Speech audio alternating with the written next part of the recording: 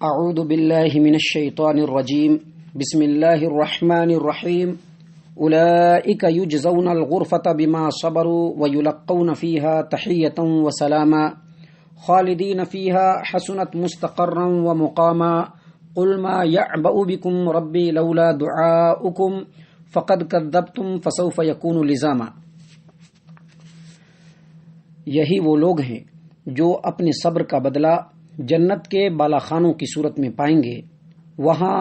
دعائے حیات اور سلام کے ساتھ ان کا استقبال ہوگا، جن میں وہ ہمیشہ رہیں گے، اور یہ جنت کیا ہی اچھی جائے قرار ہے اور کتنا ہی اچھا قیام گاہ ہے۔ اے نبی صلی اللہ علیہ وسلم، آپ لوگوں سے کہہ دیجئے اگر تم اسے نہیں پکارتے تو میرے پروردگار کو تمہاری کوئی پرواہ نہیں، تم تو حق کو جھٹلا چکے ہو، اب جلدی ہی ایسی سزا پاؤ گے جس سے جان چھڑانا محال ہوگی، مشکل ہوگا۔ محترم سامعین اکرام، سورۃ الفرقان کی آخری آیات یعنی آیت نمبر 75، 76 اور 77، 70 پر 5، 70 پر 6 اور 70 پر 7، یہ آخری 3 آیات سورۃ الفرقان کی ابھی آپ کے سامنے تلاوت کی گئی، اس کا ترجمہ پیش کیا گیا۔ ان 3 آیات میں سے پہلی 2 آیتیں، اس میں اللہ تبارک و تعالی نے رحمان کے بندوں کے بارے میں بتلایا ہے کہ آخرت میں ان کا انجام کیسا ہوگا۔ چونکہ رحمان کے بندے اس روئے زمین پر اپنی زندگی کو اللہ تبارک و تعالی کے حکموں کے تابع رکھا ہوگا، اللہ کے حکموں کی فرما برداری کی ہوگی، اللہ کے حکموں کے مطابق انہوں نے اپنی زندگی گزاری ہوگی، جیسا کہ پچھلی آیات کے اندر رحمان کے بندوں کی صفات کو بیان کرتے ہوئے اللہ تبارک و تعالی نے بہت ساری صفات اور بہت ساری کوالٹی کو بتلایا کہ رحمان کے بندے ایسے ہوتے ہیں، رحمان کے بندے ویسے ہوتے ہیں، رحمان کے بندے انتہائی منکسر المزاج ہوتے ہیں، رحمان کے بندے جب چلتے ہیں تو چال میں اتراہٹ نہیں ہوتی ہے، رحمان کے بندے جب رات گزارتے ہیں تو راتوں کو سو کر کے نہیں گزارتے ہیں، بلکہ رب العالمین کی قیام، رب العالمین سے دعا اور سجدے میں گزار دیتے ہیں اپنی راتوں کو۔ رحمان کے بندے جو ہوتے ہیں وہ گناہوں کے قریب بھی نہیں جاتے، شرک سے بالکل پاک و صاف ہوتے ہیں۔ رحمان کے بندے کوئی بھی ایسا کام جو رحمان کی مرضی کے مطابق نہ ہو اس کی طرف توجہ بھی نہیں کرتے، یہ رحمان کے بندے ہیں۔ ایسے ہی لوگوں کا بدلہ اللہ فرماتے ہیں کہ یہی وہ لوگ ہیں، یہی وہ رحمان کے بندے ہیں جو اپنے صبر کا بدلہ، چونکہ اللہ تبارک و تعالیٰ کے حکموں کی فرما برداری کرتے ہوئے بہت سارے ایسے مراحل سے گزرنے پڑے ہوں گے ان کو، جہاں پر ان کو بالکل صبر و ضبط کے ساتھ زندگی گزارنا پڑا ہوگا، اللہ کی فرما برداری کرنے میں بہت ساری مشقتیں برداشت کرنی پڑی ہوں گی، صبر و ضبط سے کام لینا پڑا ہوگا۔ اللہ تبارک و تعالیٰ نے فرمایا اولئک یجزون الغرفۃ بما صبروا، یہی وہ لوگ ہیں جو اپنے صبر کا بدلہ جنت کے بالا خانوں کی صورت میں پائیں گے۔ اولئک یجزون الغرفۃ بما صبروا، یہی وہ لوگ ہیں جو اپنے صبر کا بدلہ جنت کے بالا خانوں کی صورت میں پائیں گے۔ وَيُلَقَّوْنَ فِيهَا تَحِيَّةً وَسَلَامًا، اور وہاں دعائے حیات اور سلام کے ساتھ ان کا استقبال ہوگا۔ یہاں پر جو جنت کے بالا خانوں کی صورت میں وہ اپنا بدلہ پائیں گے، ان کو جنت کے بالا خانے ملیں گے، یہاں پر بالا خانے سے مراد یہ نہیں ہے کہ وہ کسی 2 منزلہ عمارت کے اوپر کی منزل میں واقع ہوگا۔ بالا خانے سے مراد نہیں، جیسا کہ ہمارے ہاں 1 اپسٹیئر ہوتا ہے، 2 اپسٹیئر ہوتا ہے، پہلی منزل ہوتی ہے، دوسری منزل ہوتی ہے، تو کوئی 2 منزلہ عمارت ہوتی ہے، تو 2 منزلہ عمارت میں جو اوپر کی جو عمارت ہوتی ہے، یہاں پر اس سے مراد بالا خانہ سے مراد وہ چیز نہیں ہے، بلکہ بالا خانہ سے مراد جنت کے درجات ہیں، اور جنت کے درجات کے اندر جو رہائش گاہ ہوگی، جنت کے بلند درجوں میں جو واقع رہائش گاہ ہے، اور جنت کے اوپر نیچے 100 درجے ہیں، تو ان درجات میں جو ان کے رہائش گاہ ہوں گے، جو ان کے مکانات ہوں گے، اس میں وہ رہیں گے اور انتہائی اطمینان اور سکون کے ساتھ رہیں گے۔ یعنی اللہ کے بندوں میں یہ جو صفات اللہ تبارک و تعالیٰ نے اس سے پہلی کا آیات میں بیان فرمائی ہے، جس حد تک اور جس قدر انہوں نے ان صفات کو اپنی زندگی کے اندر شامل کیا ہوگا، جس حد تک یہ صفات ان کے اندر پائی جائیں گی، اسی کے مطابق ان کو بلندی درجات اور ان میں سکونت نصیب ہوگی، رہائش نصیب ہوگی، اور اسی طرح کے درجے میں وہ رہیں گے، جیسا عمل ہوگا ویسا درجہ ملے گا اور اسی کے اندر ان کو ان کی رہائش ملے گی۔ پھر ایسے بندوں کے استقبال کے لیے اللہ تبارک و تعالیٰ کے فرشتے موجود ہوں گے جو انہیں سلام کہیں گے اور سلامتی کی دعائیں بھی دیں گے، اور جنت میں رہائش پذیر ہو جانے کے بعد، وہاں رہن سہن ہونے کے بعد، وہاں جب وہ لوگ رہنے سہنے لگیں گے تو ان کی جو آپس میں باہمی ملاقات ہوگی، تو باہمی ملاقات کے دوران یہی کلمات اور سلام و دعا وہ کریں گے، اور یہ ان کی تکریم اور عزت افزائی کا بہت بڑا ذریعہ ہوگا۔ ان کی تکریم اور عزت افزائی کے لیے یہی سلام اور یہی دعا وہ آپس میں ایک دوسرے کے لیے استعمال کریں گے۔ اسی چیز کو اللہ تبارک و تعالیٰ نے فرمایا کہ اولئک یجزون الغرفۃ بما صبروا ویلقون فیہا تحیۃ وسلاما، یہی وہ لوگ ہیں جو اپنے صبر کا بدلہ جنت کے بالا خانوں کی صورت میں پائیں گے، وہاں دعائے حیات اور سلام کے ساتھ ان کا استقبال ہوگا۔ خالدین فیہا، جس جنت میں اور جنت میں ملے ہوئے اپنے رہائش میں وہ ہمیشہ رہیں گے۔ وَأَمَّا الَّذِينَ سُعِدُوا فَفِي الْجَنَّةِ خَالِدِينَ فِيهَا، جو اس روئے زمین پر نیک بخت بنا دیے گئے وہ جنت کے اندر ہمیشہ رہیں گے۔ اسی بات کو اللہ تبارک و تعالی یہاں پر فرما رہا ہے، خالدین فیہا، جن رہائش گاہوں میں جنت کے اندر جو درجات ملیں گے اور اس درجات پر جو ان کی رہائش گاہیں ہوں گی، ان کے بالا خانے ہوں گے، ان کے جو مکان ہوں گے، اس میں وہ ہمیشہ رہیں گے۔ اور فرمایا حسنت مستقرا و مقاما، اور یہ بالا خانے، یہ ان کے جو مسکن ہوں گے، یہ جو ان کی رہائش گاہ ہوگی، یہ جو ان کا گھر ہوگا، کیا ہی اچھی جائے قرار ہوگی، اور کتنا بہترین قیام گاہ ہوگی، وہ بہت بہترین قیام گاہ ہوگا۔ اللہ نے فرمایا حسنت مستقرا و مقاما، کیا ہی بہترین جائے قرار اور کتنا اچھا قیام گاہ ہے یہ۔ اس کے بعد آخری آیت جو آیت نمبر 77 ہے، 77، اس میں اللہ تبارک و تعالی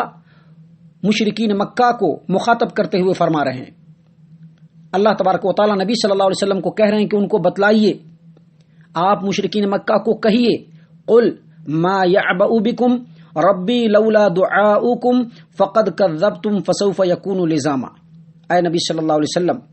آپ ان لوگوں سے کہہ دیجئے، ان مشرکین مکہ سے کہہ دیجئے، اور قیامت تک کے آنے والے تمام مشرکین کو کہہ دیجئے، قل ما یعبأ بکم ربی لولا دعاؤکم، اگر تم ہمارے رب کو نہیں پکارتے، اگر تم اسے نہیں پکارتے تو میرے پروردگار کو تمہاری کوئی پرواہ نہیں۔ یعنی اگر تم اللہ کو پکارو گے، اس کے سامنے جھکو گے، اس کی عبادت کرو گے، اس کی بارگاہ میں توبہ و استغفار کرو گے، اس سے اپنی حاجتیں اور ضرورتیں طلب کرو گے،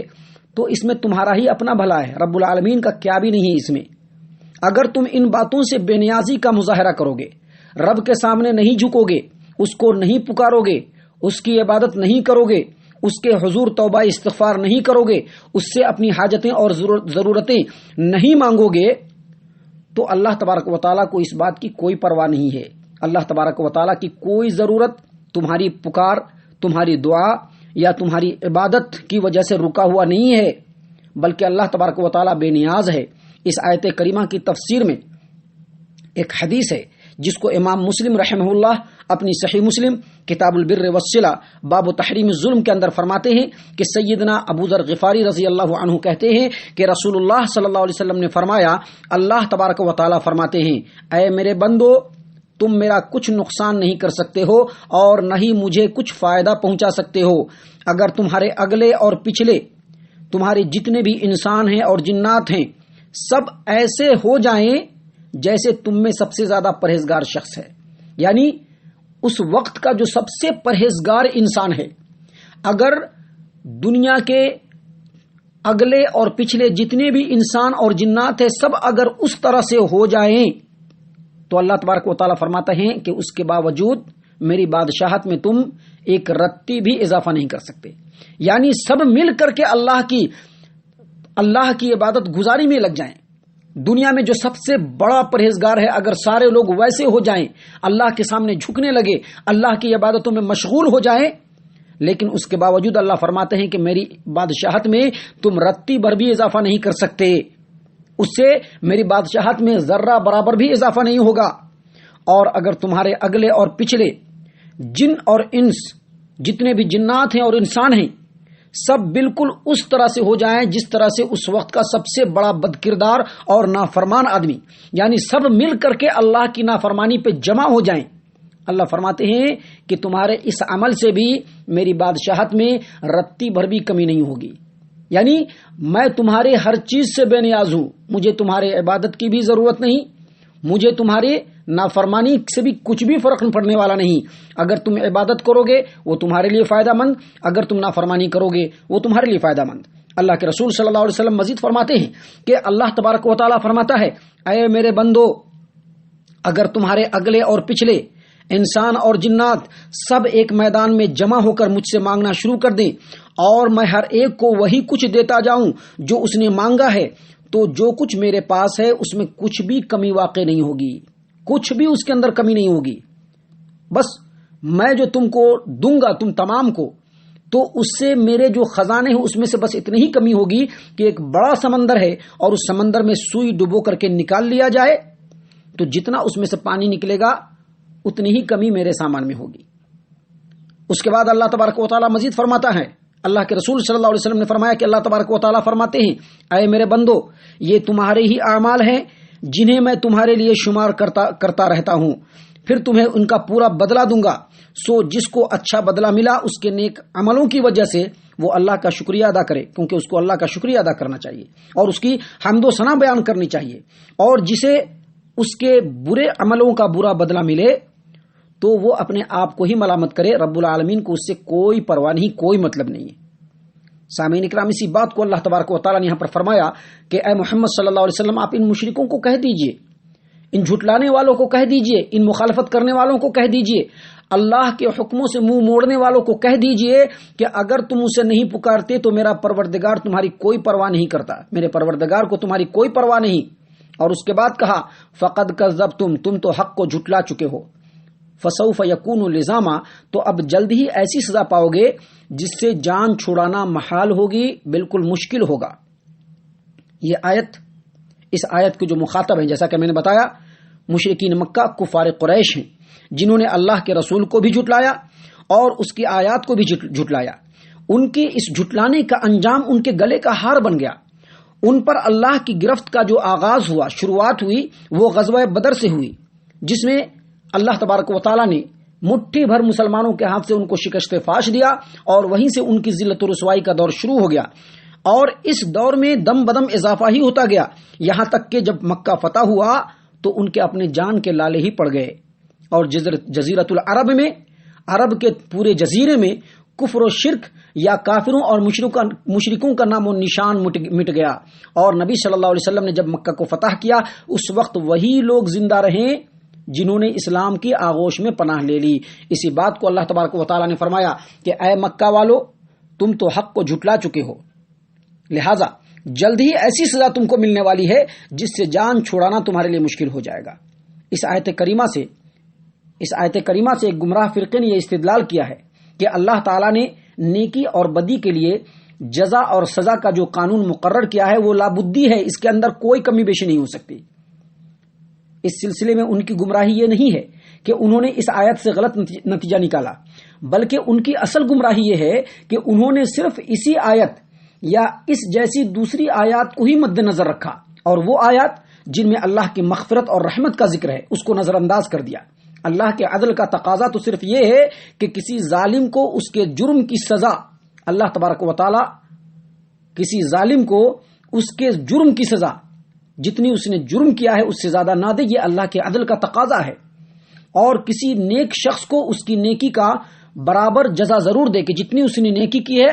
اتنا ہی اس کو بدلہ بھی دے، یہ ضرور ہونا چاہیے، یہ اللہ کے عدل کا تقاضا ہے، اس سے کم اس کو بدلہ نہ ملے۔ اللہ تبارک و تعالی غفور الرحیم ہے، اور اللہ تبارک و تعالی کا غفور اور رحیم کا ہونا یہ اللہ کے عدل کے منافی نہیں ہے، بلکہ رحیم اور غفور یہ اللہ تبارک و تعالیٰ کی بلند ترین صفت ہے جو اللہ تبارک و تعالیٰ کے اندر پائی جاتی ہے، اور وہ یہ ہے کہ جو لوگ نیکی کے کام کریں اللہ تبارک و تعالیٰ ان کے نیکی کے عمل کے بدلے میں